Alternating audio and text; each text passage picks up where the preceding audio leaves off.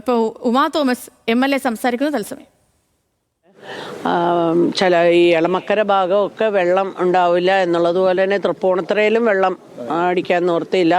പിന്നെ ഇതിൽ തന്നെ പേട്ട ഭാഗത്തൊന്നും വെള്ളം ഉണ്ടാവില്ല.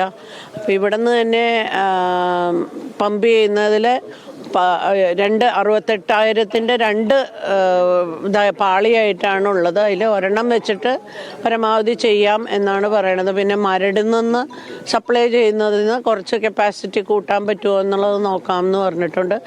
അടിയന്തരമായിട്ട് എന്തായാലും ഓൾറെഡി ഈ പമ്പിങ് എല്ലാം നടന്നാൽ പോലും ഇവിടെ അതിരൂക്ഷമായിട്ടുള്ള ശുദ്ധജല ക്ഷാമമാണ് ഉള്ളത്.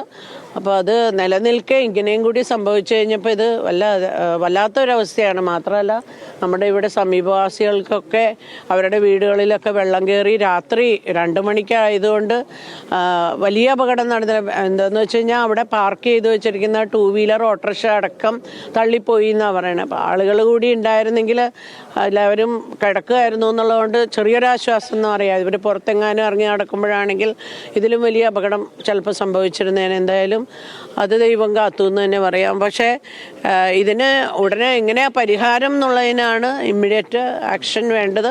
വാട്ടർ അതോറിറ്റി ഉദ്യോഗസ്ഥരൊക്കെ ഇവിടെ രാത്രി തന്നെ എത്തിയിട്ടുണ്ട്. എങ്കിൽ പോലും ഇതിന് എന്തായിരിക്കും പ്രതിവിധി ഉണ്ടാവുക എന്നുള്ളത് കാത്തിരിക്കണം.